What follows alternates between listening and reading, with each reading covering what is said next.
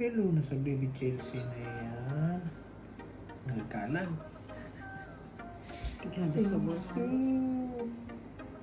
Take ko na hiling si daddy.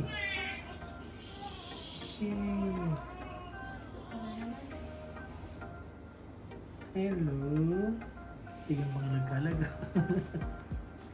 So, bago may panganak yung baby ko, so, naglalakad-lakad kami ng misis ko everyday sa Puro, Legazpi. Kasi, para daw matagtag at mabilis lumabas yung baby.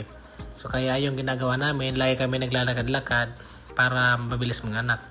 So, yun na nga, dumating na yung araw. So, March 3 ng madaling araw, mga 1 a.m. So, ginising ako ng miss ko kasi sumasakit na daw yung tiyan niya. Kaya yun, dahil ready na yung gamit namin, diniretso na namin nilagay sa sasakyan at pumunta na kami sa lying in. So, malapit lang naman yung lying in dito sa amin, sa Taysan. So, kaya dali-dali kami pumunta doon kasi nagle-labor na nga yung misis ko. Kaya yun, pumunta na kami ng madaling araw. So, malapit lang naman sa amin yon kasi dito lang naman yung sa Taysan. So, pagdating nga namin dito, ayun, nagle-labor na nga yung misis ko, chinek siya. So, sabi, medyo matagal-tagal pa daw mga anak kasi yung cervix niya is nasa 2 to 3 cm. Kaya medyo matagal-tagal pa daw siya mga anak. Kaya ayun, ginagawa ng misis ko, nag-exercise na lang muna siya. So, ito yung mga ginagawa para daw mabilis mga anak. Pero lumipas ang ilang oras, inabot na kami ng umaga. So, hindi pa rin nanganak yung misis ko. Hanggang dumating yung alauna ng hapon, pumutok yung panumbigyon, pero hindi pa lumabas yung baby. So sa puntong yun, natatakot na ako. Natatakot na rin yung misis ko kung bakit pumutok yung panumbigyon, hindi pa lumalabas. So grabe na yung sakit na nararamdaman niya. So pagdating ng alas 3, grabe na sakit ng nararamdaman niya.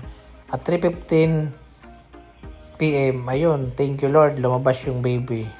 So nakaraos yung baby, yung misis ko. At ito na yung baby namin. Thank you Lord dahil hindi mo pinabayaan yung mag-ina ko at nakalabas si baby ng ligtas at yung asawa ko. So safe sila pareho. Maraming salamat po Lord. Thank you.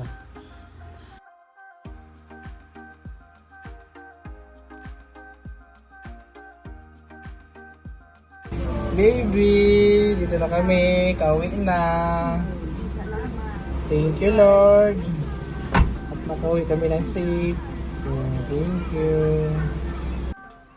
Sarap naman ang tulog ng baby na iyan. Nakauwi na ang baby. Sarap ng tulog. Andito na siya sa bahay. Sarap ng tulog ng baby. Yun.